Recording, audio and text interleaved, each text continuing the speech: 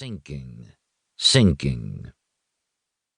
When he awoke, he was sitting up in bed, out of breath, heart beating wildly, mouth agape, gasping for air. Against the window panes, exposed by the open shutters, raindrops as big as chickpeas were drumming loudly. There was no light outside. It was unclear whether it was day or night. He looked at the clock. 6:30. Time to get up, in theory. But what was the use of going out at that hour if all that awaited him at the office were stacks of papers to be signed? His mood darkened. He got up, opened the windows, pulled the shutters shut, closed the windows, went and lay back down in bed, and closed his eyes. "Inspector, it's past 9 o'clock. You want me to bring you some coffee?" Adelina's voice blared like the trumpet on Judgment Day, the one that wakes up the dead. He sat up in bed again. Past 9 o'clock?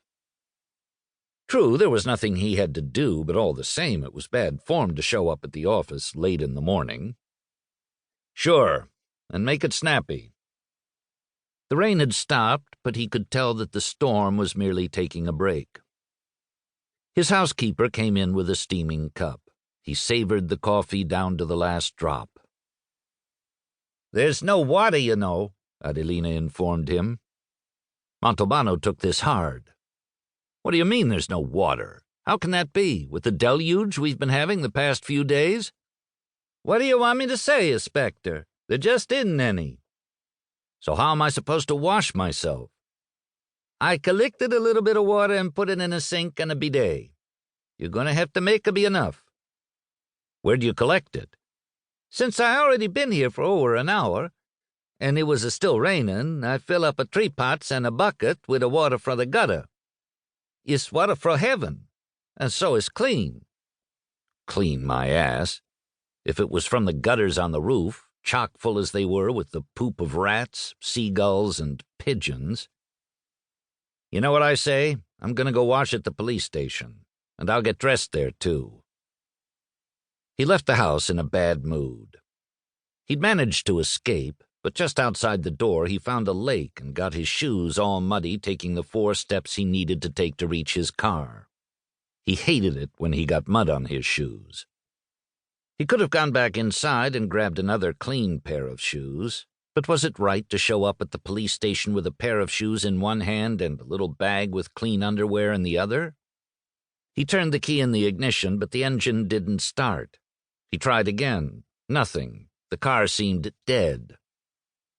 No point in getting out, raising the hood, and looking inside. After all, he didn't know a damn thing about cars.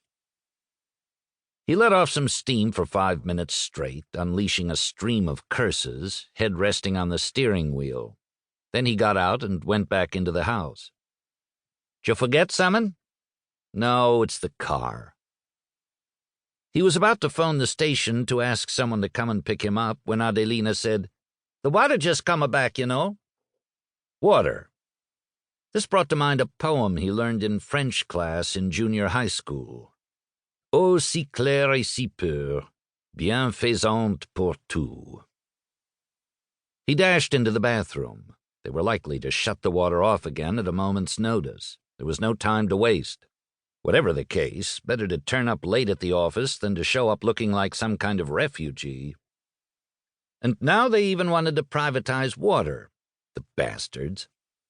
But you could be sure there would still be shortages, no doubt about that, and they would make you pay €1 a drop.